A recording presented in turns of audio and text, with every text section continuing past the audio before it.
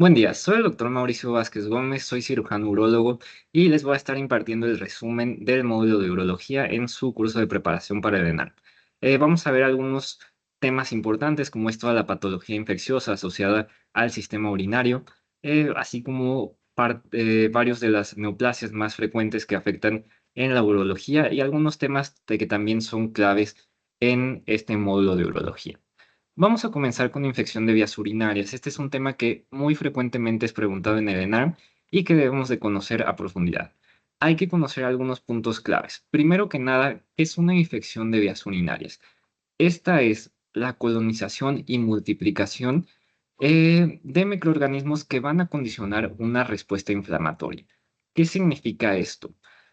El hecho de tener bacterias en nuestra orina no necesariamente significa que hay un proceso infeccioso. Únicamente cuando nosotros tenemos esta respuesta inflamatoria es que el paciente va a presentar tanto los síntomas como los signos característicos de esta enfermedad. Y nuestra infección de vías urinarias puede afectar tanto eh, riñón, su sistema colector, toda la vía urinaria, hasta la vejiga, o bien localizarse en algunas partes de nuestro sistema urinario y darnos síntomas características. Algunas definiciones que debemos de reconocer es infección de vías urinarias complicada y no complicada. ¿Cuál es la diferencia? Una infección de vías urinarias no complicada es aquella que presenta la población general. Ya sabemos, las mujeres, todas en algún momento van a tener una infección de vías urinarias en su vida. ¿Por qué? Por su anatomía. Una uretra más corta, un perine más corto, predispone a este tipo de infecciones. El hecho de encontrar una infección de vías urinarias en mujeres no nos debe de llamar la atención. Si encontramos además un patógeno típico, como cualquier enterobacteria, principalmente Escherichia coli, que es la bacteria más común, pues es lo que sería esperado. En cualquier paciente inmunocompetente y que tenga una anatomía y función renal normales, este es el típico caso de una infección de vías urinarias no complicada. Ahora bien, la infección de vías urinarias complicadas, a manera de resumen, es cualquier infección de vías urinarias que se presente en aquel paciente que tenga alguna alteración anatómica o funcional. Además de esto, debemos de considerar en pacientes hombres, en pacientes varones, una infección de vías urinarias complicadas porque no es usual que se padezca de esto. Ahora bien, si tenemos patógenos atípicos, como podría ser Klebsiella, Acinetobacter, Pseudomonas, en esos casos lo tenemos que considerar una infección de vías urinarias complicada. Pacientes inmunocomprometidos, como pacientes post-trasplante, pacientes tal vez con alguna inmunodeficiencia, pacientes embarazadas y todo aquel que tenga alguna anomalía anatómica o funcional es un paciente con una infección de vías urinarias complicada. Aquí, en el siguiente cuadro, es importante que nosotros analicemos lo siguiente. ¿Cuáles son nuestras bacterias que más frecuentemente ocasionan infecciones de vías urinarias? Ya se los comenté. Enterobacterias son las que más frecuentemente vamos a lograr aislar en nuestro tracto urinario. Y de estas, Escherichia coli, por mucho, es la causa más frecuente.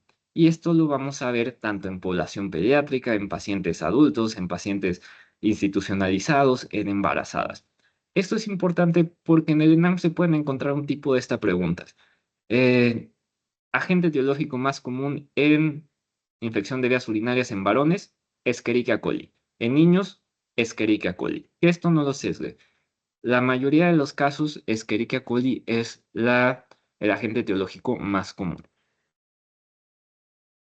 Para nosotros lograr un diagnóstico en el caso de una infección de vías urinarias, basta en un primer momento con la sintomatología. Tenemos que ver nuestra clínica. Hay una tríada característica de una infección de vías urinarias básicas que es importante conocer. La disuria, la polaquiuria y la urgencia miccional son unos síntomas básicos, forman parte de una tríada que si las encontramos en un caso clínico de nuestro ENARM, nos están haciendo referencia a una cistitis aguda. El hecho de presentar al menos dos elementos o dos síntomas de esta triada ya nos hace el diagnóstico de una infección de vías urinarias baja. El hecho de tener esto ya nos permite iniciar un tratamiento antibiótico empírico. Ahora bien, si únicamente tenemos tal vez un síntoma de esta triada y el cuadro clínico es dudoso, tal vez no sabemos si corresponde a una infección del tracto vaginal, se recomienda hacer una tira reactiva. Eh, si es positivo, si hallamos datos sugestivos de infección, como puede ser presencia de bacterias, presencia de leucocitos, esterasa leucocitaria o bien nitritos, en esos casos tenemos que pensar en una infección de vías urinarias y dar tratamiento antibiótico. Y ahora bien, cuando tenemos síntomas de tracto urinario y además síntomas vaginales, lo principal que nosotros tenemos que descartar es enfermedades de transmisión sexual o padecimientos que condicionan una vulvovaginitis. Otro de los conceptos importantes que debemos de reconocer es el de infección de vías urinarias recurrente. ¿Esto cómo se define? Cuando un paciente tiene una infección o al menos 3 episodios en los últimos 12 meses o 2 episodios en los últimos 6 meses, esto se clasifica como una infección de vías urinarias recurrente. Y hay dos tipos, reinfección y recaída. ¿Cuál es la diferencia? Una reinfección es la que se caracteriza por el aislamiento de una nueva bacteria. Esto es lo más común. Es el paciente que tuvo una infección de vías urinarias, recibió tratamiento antibiótico y posteriormente regresa con nosotros nuevamente con síntomas. Si contamos con urocultivo en cada uno de los momentos, probablemente encontremos distintas bacterias. Y la infección de vías urinarias recurrente de tipo recaída es la que está ocasionada por una misma bacteria. ¿Esto cuándo ocurre? Cuando no se dan ciclos antibióticos completos, cuando hay un mal apego o cuando hay algún factor que no permite la eliminación de la bacteria o bien hay resistencia bacteriana. Esta es una infección de vías urinarias recurrente de tipo recaída. Otro de los conceptos importantes es el de bacteriuria sintomática. ¿Esto cómo se define? Es cuando logramos aislar más de 100.000 unidades formadoras de colonias en un urocultivo en ausencia de síntomas. Es aquel paciente que sí hay presencia de bacterias, pero que el paciente no se queja de ello. Como tal, es un hallazgo en estos estudios. Realmente, esto lo tenemos que investigar únicamente en cuestiones muy particulares, como por ejemplo en las mujeres embarazadas. En toda mujer embarazada, en su primer consulta de atención prenatal y entre las 12 a 16 semanas, tenemos que solicitar un urocultivo para descartar que tengan este problema. Hay que recordar que infecciones de vías urinarias se asocian a complicaciones en el embarazo, como puede ser una amenaza de parto pretérmino. Entonces, en pacientes con bacteriuria sintomática, sí tenemos que hacer tamizaje, pero en pacientes embarazadas. ¿Cuándo se tiene que tratar? Si en la población general se hace un estudio y se identifica una bacteriuria sintomática, no hay una indicación para el tratamiento. Únicamente se debe de tratar pacientes embarazadas, pacientes que van a ser sometidos a una cirugía urológica, niños menores a 5 años y pacientes inmunocomprometidos, como puede ser el trasplante renal. Hay que recordar que todo esto está enfocado o tenemos como base de referencia nuestras guías de práctica clínica. Ahora bien, infecciones de vías urinarias en niños también es un tema importante que debemos de reconocer. Y esto es algo clave, también es algo importante. Si en algún momento, ya sea en la práctica clínica diaria o en el ENARM, encontramos un caso de un niño con fiebre de origen sin causa aparente, lo primero que tenemos que sospechar es una infección de vías urinarias. Es común encontrar este tipo de casos en el ENARM. Repito, una fiebre sin origen aparente en un niño de menor a 3 años, lo más probable es que nos encontremos ante una infección de vías urinarias. ¿Cuál va a ser el cuadro clínico? Pues esto va a depender sobre todo de la edad del paciente. En un recién nacido, pues el paciente no va a manifestar más que este malestar general. Puede tener fiebre, datos de sepsis, ictericia, una falta de ganancia ponderal. Entonces, en este pacientito siempre tiene que existir la sospecha de una infección de vías urinarias. En un paciente lactante preescolar, probablemente tampoco tenga esa capacidad de manifestar estos síntomas que está teniendo. Muchas veces puede presentar fiebre, irritabilidad, anorexia, vómito y en pacientes pediátricos de edad escolar o adolescentes, pues ya tienen la capacidad de manifestar que tienen esa molestia al momento de orinar. Van a tener la urgencia, la enuresis, disuria. Entonces, es un poquito más sencillo diagnosticar a estos pacientes. ¿Cómo tenemos que hacer este protocolo de diagnóstico? En este algoritmo que nos da la GPC, lo que nos comenta o a lo que quiere hacer énfasis es cómo tenemos que tomar la muestra. En caso de que el paciente sea capaz de controlar el esfínter, pues entonces en ese momento el pacientito nos puede entregar una muestra que se va a analizar con una tira reactiva, con un examen general de orina. Si no, tenemos que valorar. Existen bolsas colectoras que nosotros podemos utilizar en nuestros pacientitos, ya sean hombres o mujeres, y si el diagnóstico es urgente, pues tenemos alternativas como la colocación de una sonda con técnica estéril para obtener una muestra, o bien llevar a cabo una punción suprapúbica. En base a los resultados que tengamos, pues ya podremos tomar la decisión si podemos iniciar nuestro protocolo de estudio o nuestro tratamiento para una infección de vías urinarias. Ahora bien, vamos a hablar un poquito de infección de vías urinarias en tracto urinario alto, en este caso específico, una pielonefritis aguda. Así como hay una triada clásica de cistitis aguda, también lo hay para una pielonefritis aguda. Cuando el paciente presenta fiebre, dolor lumbar y, digamos, malestar general, lo más probable es que este paciente tenga pielonefritis aguda. Si se encuentran en el ENAM un caso que presenta estos síntomas, lo primero que tienen que pensar es en una pielonefritis aguda. Puede estar acompañado de otra sintomatología como la náusea, vómito, todo eso puede acompañar, pero siempre hay que tomar en cuenta estos tres síntomas claves. En cuanto al diagnóstico, puede o no tener sintomatología de tracto urinario bajo, es decir, disuria, polaquibria, urgencia, pero sobre todo estos síntomas que acabamos de mencionar es los que nos van a permitir hacer el diagnóstico y obviamente complementar con un examen general de orina y un urocultivo. ¿Cuál es nuestro tratamiento de primera elección? Tratamiento de primera elección en pielonefritis aguda no complicada, vamos a utilizar fluoroquinolonas, ya sea ciprofloxacino o levofloxacino. ¿Qué es lo que nos hace referencia sobre todo esta actualización que acabamos de tener en 2024 de infección de vías urinarias y tratamiento?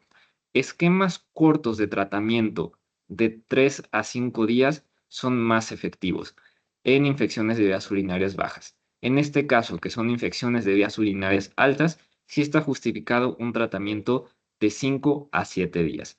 Si vemos que hay posibilidad de una infección de vías urinarias complicada o que sea un poquito más severa, una combinación que podemos utilizar y que recomiendo nuestra guía de práctica clínica es de aminoglucósidos, ya sea con o sin ampicilina, y también el uso de cefalosporinas, principalmente de tercera generación o carbapenómicos. Eh, Nuevamente, en caso de pielonefritis aguda no complicada, tratamiento de primera elección, fluoroquinolona. Alternativas de tratamiento, cefalosporina, aminoglucósidos y aminopenicilinas. Ahora vamos a entrar al módulo de litiasis en vía urinaria. Eso también es algo bastante frecuente y tenemos que reconocer algunos aspectos clave. ¿Por qué es que se forman los litos? La orina es un medio de desecho de varias sustancias en nuestro cuerpo. Por lo tanto, es un líquido que está muy saturado. Y siempre existe un equilibrio entre nuestros promotores y nuestros inhibidores de litiasis.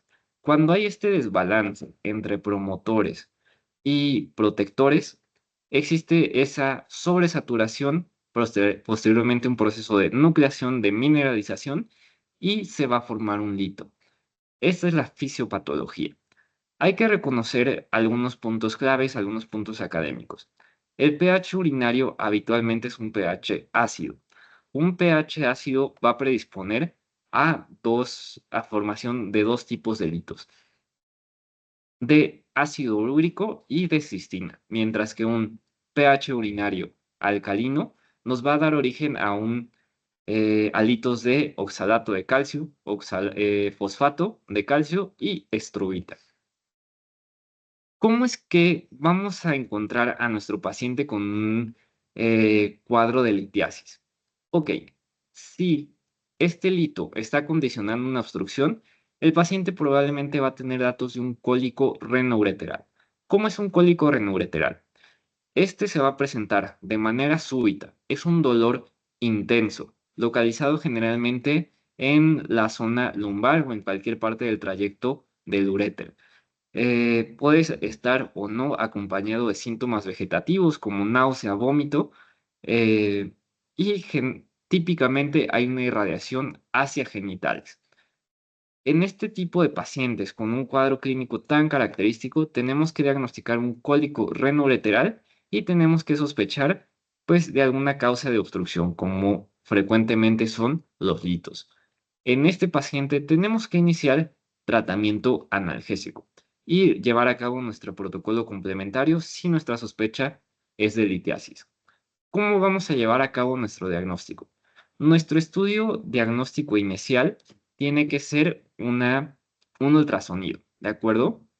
Nuestro ultrasonido renal nos puede dar datos indirectos, es decir, si yo encuentro ectasia, si encuentro eh, este tipo de imágenes, tengo que pensar en que hay alguna obstrucción. Mi estudio estándar de oro va a ser una tomografía. Una tomografía simple es suficiente para que yo detecte litos en la vía urinaria. Y es un estudio muy importante porque me va a dar información sobre tamaño y localización de los litos, de manera que yo pueda tomar una decisión sobre el tratamiento de este padecimiento. Vamos a ver, tenemos varios estudios que podemos utilizar para el diagnóstico de litiasis. Una radiografía simple no nos va a permitir visualizar litos que sean mayores de 2 milímetros, siempre y cuando sean radiopacos. El ultrasonido renal va a ser nuestro estudio de elección o nuestro estudio de inicio y va a ser de elección en pacientes embarazadas. En el gold estándar va a ser nuestra tomografía, porque tiene una sensibilidad del 100% y una especificidad del 94% para la detección de litos. Y por último, la urografía excretora ya no es un estudio que hagamos de manera tan frecuente, ya ha sido desplazado sobre todo por la tomografía, pero es una de las alternativas para el diagnóstico de litiasis en nuestra vía urinaria. ¿Cómo va a ser nuestro tratamiento? El paciente que presenta un cólico renoureteral va a tener esta sintomatología severa, este dolor intenso. Entonces es muy importante iniciar un tratamiento analgésico. Nuestra guía de práctica clínica nos recomienda como medicamentos de primera elección AINES como diclofenaco, ketorolaco y metamizol. Eso hay que tomarlo en cuenta. Como medicamentos de rescate o medicamentos de segunda línea, podemos agregar clonixinato de lisina y también podemos utilizar opioides, ¿de acuerdo? Generalmente nuestra guía de práctica clínica nos hace esta recomendación de no utilizar algunos anticolinérgicos o antiespasmódicos como la butiliocina. Ahora bien, ¿cómo vamos a hacer el tratamiento para este paciente con cólico renoureteral secundario a litos? Ya una vez que hemos identificado que la causa de obstrucción es un lito ureteral, tenemos que identificar el tamaño.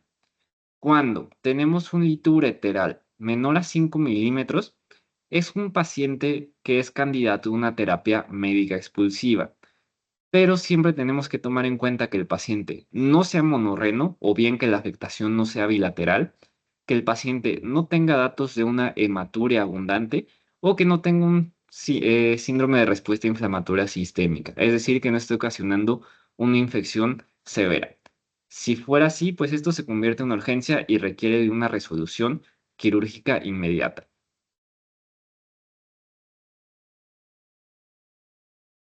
¿Cómo vamos a indicar el tratamiento médico expulsivo? El medicamento que nos utilizamos habitualmente y que recomienda nuestra guía de práctica clínica es tamsudosina, 0,4 miligramos vía oral durante 21 días. No es necesario que administrar ya sea volumen o diuréticos, únicamente basta la recomendación de decirle al paciente que incremente la ingesta de líquidos y obviamente tenemos que acompañar de un adecuado manejo analgésico. Ahora bien, en aquellos litos que son de mayor tamaño, de más de 6 milímetros, muy probablemente vayan a requerir de un tratamiento quirúrgico para la fragmentación y posterior extracción del hito. Esto hay que tomarlo en cuenta. Pacientes candidatos a tratamiento quirúrgico es litos de mayor tamaño a partir de 6 milímetros, pacientes monorrenos que tengan una infección y que no mejoran en cuanto a la sintomatología. O bien, si hay una cierta afectación de la función renal, también tenemos que considerar una urgencia y tratar a este paciente mediante cirugía. Ahora bien, ¿qué es lo que va a pasar con los litos en cavidades renales? Litos en cavidades renales, también tenemos la alternativa de tratarlos siempre y cuando, pues, estén ocasionando la obstrucción, sintomatología o predispongan a infecciones. Un lito mayor a 2 centímetros va a requerir un tratamiento que se le llama nefrolitotomía percutánea. En este vamos a hacer un trayecto desde la piel hasta el riñón para fragmentar y expulsar el lito. Mientras que, si el hito es de un tamaño menor a 2 centímetros y se encuentra en cavidades renales, podemos realizar una ureterorenoscopía flexible. Ese, digamos que es el punto de corte, es lo que tenemos de tomar en cuenta.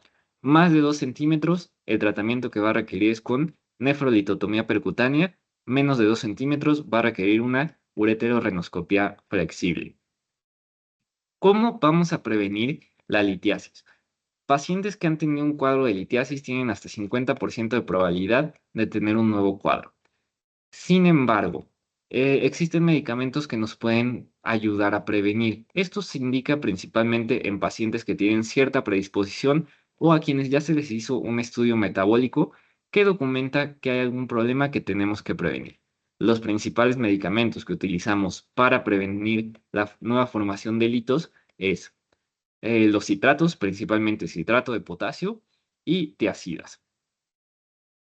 A manera de resumen, la litiasis renal normalmente se puede presentar como un cólico renoureteral o incluso puede ser asintomático si este no está ocasionando una obstrucción. Un lito coraliforme, es decir, este lito de gran tamaño que afecta a la pelvis renal y al menos uno de los sistemas colectores, de igual manera puede ser asintomático o condicionar sobre todo infecciones recurrentes. En caso de litos que tengan infecciones recurrentes, como agente etiológico, tenemos que considerar bacterias como Proteus, que dan origen a la formación de cálculos de estrubita. Esa es una asociación que también debemos de tomar en cuenta para estudiar con fines de nuestro ENAR. Y en caso de una litiasis ureteral, generalmente se manifiesta como un cólico renoureteral. Y por último, una litiasis vesical. Siempre es importante el tratamiento, porque no es normal la formación de litos en la vejiga. Siempre hay que ver qué es lo que está pasando, qué es lo que está ocasionando ese problema. De manera característica, se asocia a un crecimiento prostático descompensado. Ahora bien, vamos a entrar al tema de prostatitis tanto aguda como crónica. ¿Cómo se va a presentar el paciente típico con prostatitis? Generalmente es un paciente que tiene un factor de riesgo para desarrollo de infecciones. Por ejemplo, crecimiento prostático. Crecimiento prostático descompensado nos da un riesgo hasta 8 veces más de padecer una prostatitis. El hecho de tener antecedente de enfermedades de transmisión sexual, el hecho de padecer fimosis, estenosis de uretra, o bien si hay manipulaciones previas del tracto urinario, todo eso nos condiciona riesgo para el desarrollo de prostatitis. ¿Cómo se va a manifestar? Generalmente son síntomas urinarios inespecíficos, es decir, el paciente puede tener disuria, puede tener polaquiuria, pero de manera característica sí refiere esa sensación de disconfort o de aumento en la temperatura en el perine y se va a presentar con fiebre. Si nosotros hacemos un tacto rectal, vamos a encontrar una próstata dolorosa a la palpación y caliente. En ese momento, la recomendación es ya no continuar con el tacto por el riesgo de diseminación bacteriana, de una bacteremia, perdón. Entonces, en este paciente que tenga síntomas urinarias, fiebre y un tacto rectal sospechoso, lo que tenemos que sospechar es de una prostatitis bacteriana aguda.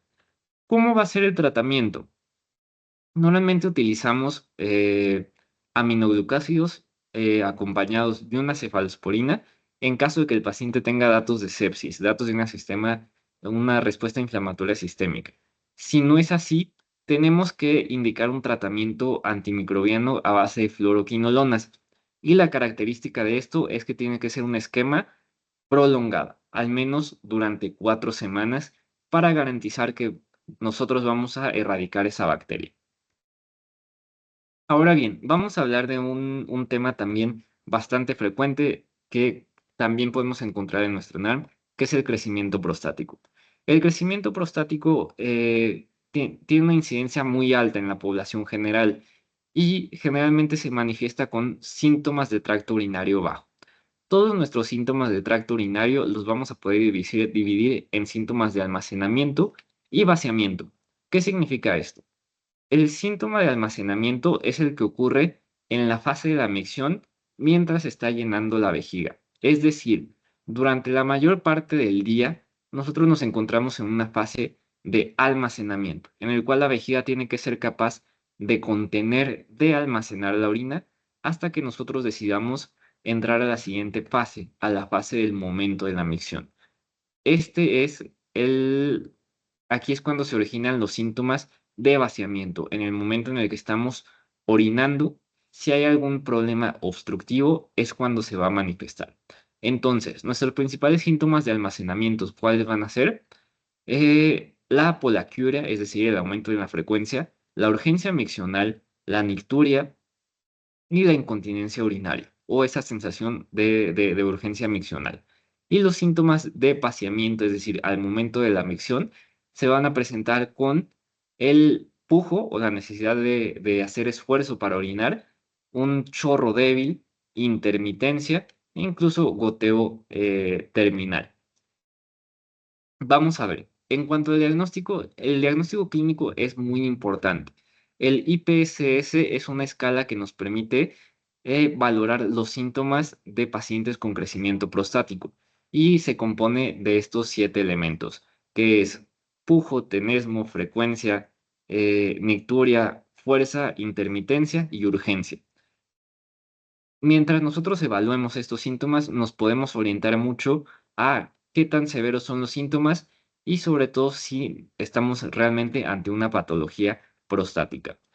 Eh, Vamos a ver, dentro de los estudios que vamos a requerir, sobre todo nos van a ayudar un estudio de imagen, ¿de acuerdo? El ultrasonido vésico prostático es nuestro estudio inicial y de elección, en el cual yo voy a valorar el volumen premiccional, el volumen postmiccional y el tamaño de mi próstata. Esto me va a permitir saber cómo es que está orinando mi paciente. Si el paciente tiene volúmenes postmiccionales arriba del 10%, significa que hay alguna alteración que tiene que ser resuelta. El tratamiento se va a dividir en tratamiento médico y en tratamiento quirúrgico. En aquel paciente que tiene síntomas leves, podemos instaurar un tratamiento con alfa bloqueador o bien, si van síntomas moderados, podemos utilizar un alfa bloqueador más un inhibidor de la 5-alfa reductasa. ¿A qué me estoy refiriendo? Podemos hacer combinaciones con tamsulosina, con finasteride, con dutasteride. Y en caso de que el paciente no tenga mejoría, va a ir a un tratamiento quirúrgico. ¿Cómo tomamos la decisión del tratamiento quirúrgico? Aquel paciente con una próstata menos de 80 gramos, se indica una resección transuretral de próstata. Y mayor a 80 gramos se puede optar por una cirugía abierta, es decir, una prostatectomía simple, o bien una enucleación endoscópica. Pero, ¿qué pacientes son los que tienen que ir a cirugía? ¿Cuáles son las indicaciones absolutas? Todo aquel paciente que desarrolla complicaciones secundarias al crecimiento prostático, se tiene que operar. ¿Cuáles son estas? Si el paciente tiene deterioro de la función renal, si tiene hematuria, si tiene infecciones de repetición, si tiene cuadros de retención aguda de orina recurrentes, si hay una falla al tratamiento médico, si desarrolla litos vesicales o divertículos vesicales, o bien por preferencia del paciente, ese es el paciente candidato a cirugía. Vamos a entrar a nuestro módulo de urología oncológica. El primer tema que vamos a ver es cáncer renal. El cáncer renal es una patología que generalmente tiene una incidencia mayor en hombres y su pico de incidencia es entre la sexta, séptima década de la vida. ¿Cuáles son nuestros principales factores de riesgo? Hay 3 factores de riesgo estadísticamente reconocidos y que nos menciona nuestra guía de práctica clínica. Estos son tabaquismo, obesidad e hipertensión arterial. Estos 3 factores de riesgo los tenemos que reconocer, porque la mayoría de los tumores renales se dan de manera esporádica. Cuando, eh, cuando se dan de manera hereditaria, tenemos que reconocer ciertos síndromes genéticos o síndromes familiares que nos pueden predisponer a tumores renales. Si en su caso, en un caso clínico de NARM, ustedes encuentran un paciente con síndrome de von Hippel-Lindau, de Bischofsgruppe o una esclerosis tuberosa, entonces tienen que sospechar de un tumor renal. Los tumores renales también tienen una tríada clásica. Esta es hematuria, dolor en fosa renal y una masa renal palpable. Si ustedes encuentran estos 3 signos, muy probablemente estemos hablando de un tumor renal. ¿Cómo vamos a llevar a cabo nuestro diagnóstico? Nuestro diagnóstico inicial va a ser un ultrasonido. Sin embargo, nuestro diagnóstico de elección que nos va a permitir visualizar si efectivamente se trata de un tumor y tomar la decisión sobre el tratamiento va a ser una tomografía computada, idealmente con medio de contraste para que también nos permita estadificar la enfermedad. ¿Cómo vas, cómo vamos a determinar el tratamiento? El tratamiento de elección siempre va a ser el tratamiento quirúrgico, independientemente de si es una enfermedad localizada o si incluso tiene metástasis. Siempre se lleva a cabo una nefrectomía. Una nefrectomía parcial se recomienda en tumores pequeños. Siempre que sea técnicamente posible, se debe de optar por una nefrectomía parcial, ya que esto no compromete los resultados oncológicos y pues permite la preservación de función renal. En tumores de mayor tamaño que no es técnicamente posible llevar a cabo una nefrectomía parcial, se tiene que optar por una nefrectomía radical. Esto es generalmente a partir de un T2, T3 e incluso un T4. Y por último, si el paciente tiene metástasis, eso no contraindica la cirugía. Esto, una cirugía, incluso en un paciente con metástasis, va a mejorar la sobrevida. Ahora vamos a hablar de cáncer de próstata. En el cáncer de próstata, es muy importante que nosotros conozcamos cómo se hace el tamizaje de este padecimiento. De acuerdo a nuestra guía de práctica clínica, el tamizaje se recomienda en todos los hombres en una edad de 50 a los 69 años. ¿De qué manera? Mediante la determinación de antígeno prostático específico. Esto se debe realizar al menos una vez al año. En aquellos pacientes con factores de riesgo para desarrollar cáncer de próstata, debemos de iniciar nuestro tamizaje a partir de los 40 años de edad. Y de igual manera, lo vamos a hacer una vez al año mediante la determinación del antígeno prostático específico. ¿Cuáles son los factores de riesgo?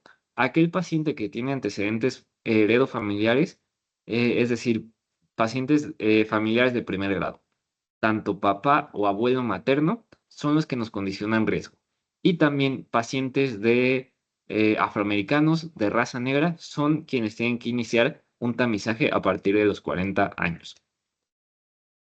Siempre debemos de continuar nuestro tamizaje en aquellos pacientes que tienen una esperanza de vida a entre 10 y 15 años. Por eso, debido a la esperanza de vida que tenemos en México, es que se suspende a los 70 años.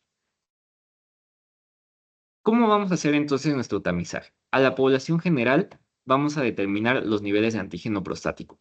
¿Qué es lo normal? Que se encuentre menor a 4. Esto es de acuerdo a nuestras guías de práctica clínica. Si encontramos un nivel que va de 4 a 10, probablemente se encuentra en algo que se le llama zona gris. El antígeno prostático puede elevarse por distintas causas, como son la infección, si el paciente eyacula, si es portador de zona transuretral, si se le hace un tacto, si anda a bicicleta, a caballo. Todas esas son causas de elevación del antígeno prostático. Entonces, en esos casos tenemos que determinar el antígeno prostático, la fracción libre. Si nuestra fracción libre es menor a 25%, es una indicación a biopsia transrectal.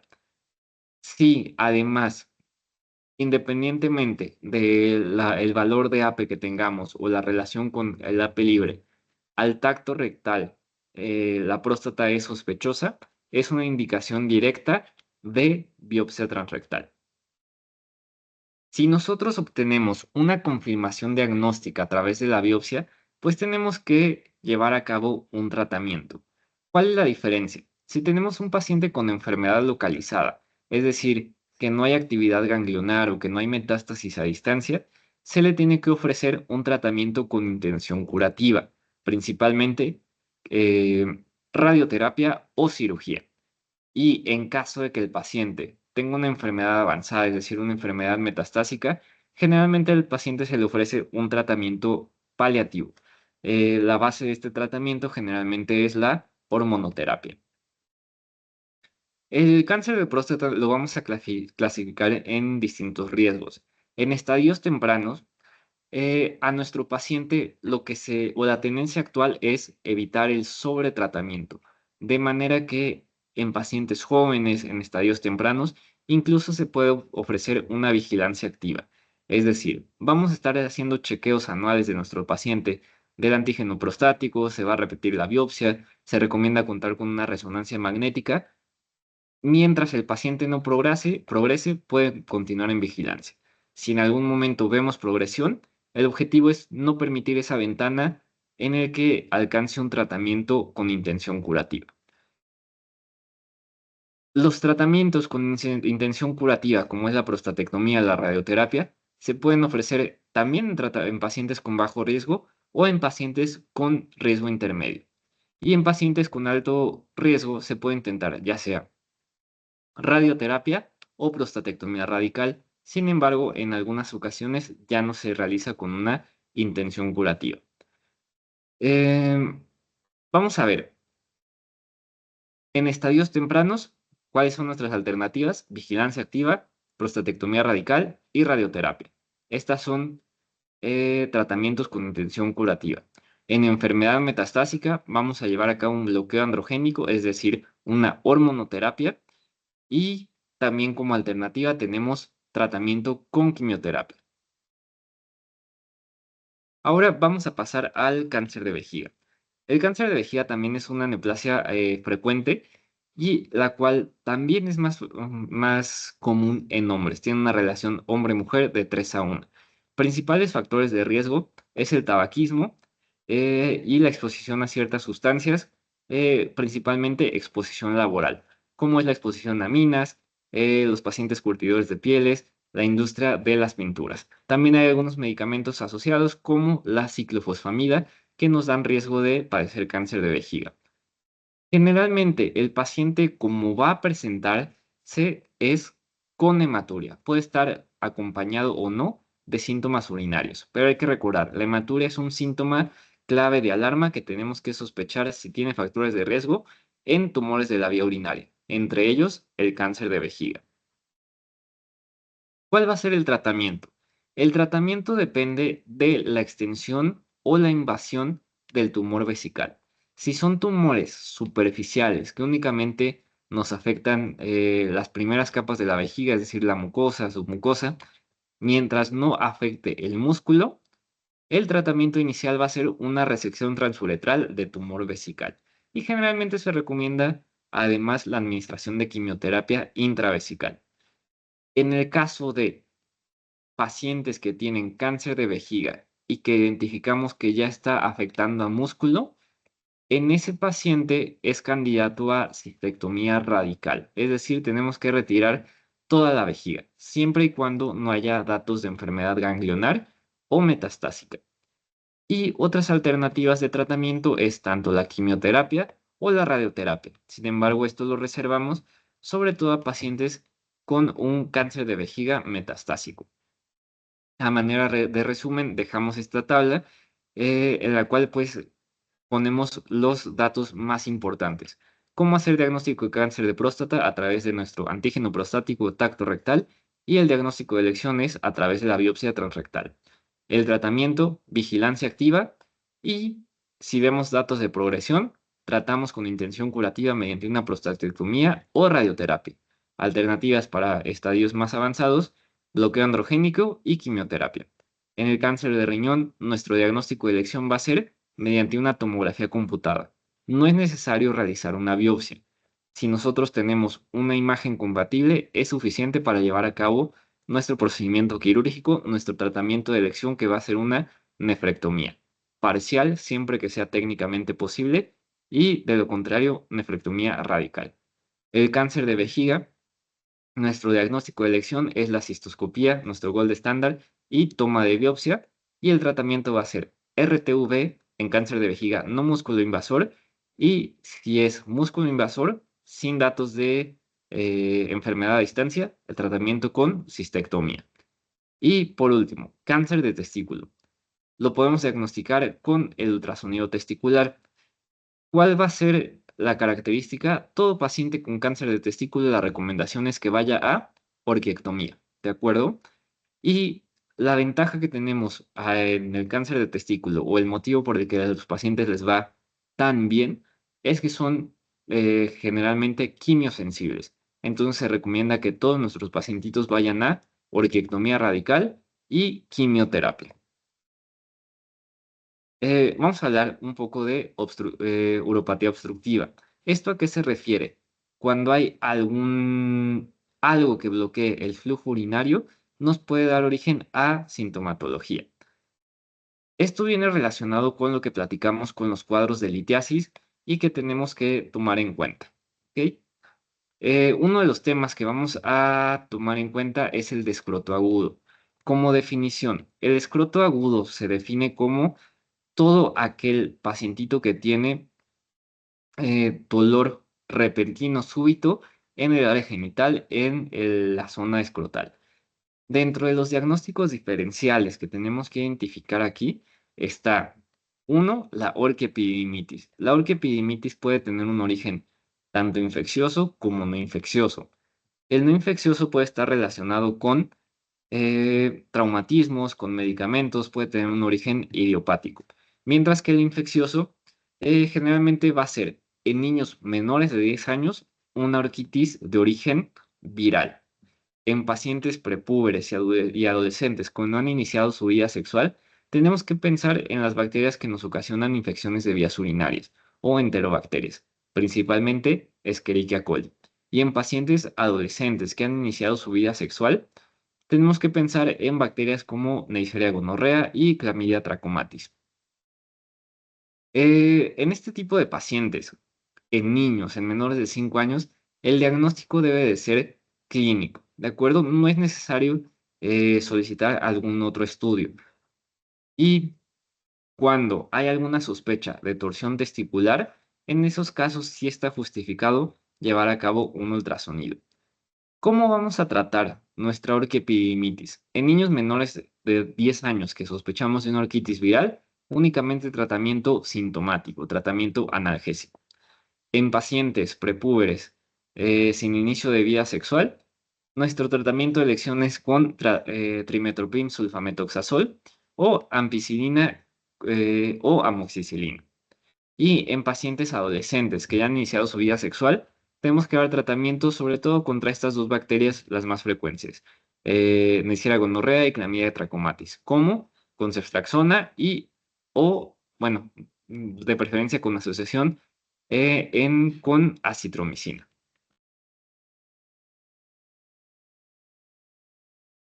Dentro de los otros diagnósticos diferenciales que tenemos que encontrar en un paciente con síndrome de escroto agudo, tenemos la torsión testicular.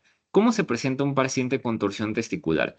Puede ser desde un niño pequeño hasta un adolescente y que va a iniciar con un dolor súbito, muy intenso, no está relacionado con alguna actividad, puede estar acompañado de síntomas vegetativos, náusea, vómito, y la característica es que cuando nosotros exploremos signos como el signo de Pren, este va a estar negativo. Es decir, vamos a elevar el testículo y el dolor va a continuar presente. O bien, el reflejo cremastérico también va a estar ausente. Esto nos va a dar la sospecha diagnóstica de una torsión testicular. Lo tenemos que corroborar con un ultrasonido Doppler, que nos va a permitir ver la ausencia de flujo. Esto es una urgencia quirúrgica. El paciente tiene que ir a una exploración dentro de quirófano para lograr la distorsión o en caso de que ya no sea un testículo viable, llevar a cabo una orquiectomía. Idealmente, el tiempo ideal para llevar a cabo un procedimiento de extorsión es en las primeras 4 a 6 horas con un máximo de 12 horas. Una torsión del apéndice testicular es otro de nuestros diagnósticos diferenciales, en los cuales el dolor es más insidioso, no es tan intenso, incluso puede tener más días de evolución. Generalmente no va a tener síntomas vegetativos y la característica o el signo clave es este signo de la munición o un punto azul a la transiluminación que se observa en el polo superior del testículo. El tratamiento como tal es médico. Estos pacientes no van a requerir una exploración quirúrgica. Y lo que ya comentamos, la orquiepididimitis también va a tener un inicio insidioso. Los síntomas pueden ser moderados. En este caso, importante, signo de PREN va a ser positivo. Al momento de elevar el testículo, se va a aliviar la sintomatología. Y el reflejo cremastérico va a estar preservado, va a estar presente. Y de igual manera, pues el tratamiento tiene que ser un tratamiento médico. Y por último, vamos a hablar de la incontinencia urinaria. La incontinencia urinaria también es un padecimiento frecuente en el cual se define como la pérdida involuntaria de orina. Y de estos hay distintos tipos. Tenemos la incontinencia urinaria de esfuerzo, la incontinencia urinaria de urgencia y la incontinencia urinaria mixta, además de otros 5 tipos. Lo que ustedes deben de conocer es que la incontinencia urinaria mixta es la más frecuente. Es decir, la incontinencia urinaria de esfuerzo se presenta cuando el paciente, sobre todo, hace algún esfuerzo físico importante, como lo dice su nombre. Es decir, si hace valsalva al momento de toser, al momento de reírse, al momento de cargar alguna cosa pesada, al momento de brincar, es cuando tiene las pérdidas involuntarias de orina. Mientras que una incontinencia de urgencia es el paciente que está orinando de manera frecuente que tiene que ir rápido al baño antes de que tenga pérdidas involuntarias de orina. ¿Cuál es el tratamiento? ¿Cómo se debe llevar el tratamiento? Primero que nada, tenemos que retirar los factores desencadenantes como el tabaquismo, el peso, el estreñimiento, infecciones de vías urinarias. Y muy importante, en el caso de una incontinencia urinaria de esfuerzo, el eje o el pilar del tratamiento son los ejercicios de piso pélvico, los ejercicios de Kegel. Es lo que principalmente vamos a utilizar. En el caso de una incontinencia de urgencia, también nos pueden ayudar en ejercicios de entrenamiento vesical, pero también tenemos medicamentos que nos pueden ayudar, como la tolterodina, como la oxibutinina. Y si nos encontramos ante una incontinencia mixta, tenemos que ver cuáles son los síntomas que predominan y de esta manera guiar nuestro tratamiento. Los ejercicios, nuevamente, de piso pélvico es nuestra primera alternativa y es lo que tenemos que ofrecer a nuestros pacientes, sobre todo cuando hay un problema de incontinencia urinario de esfuerzo.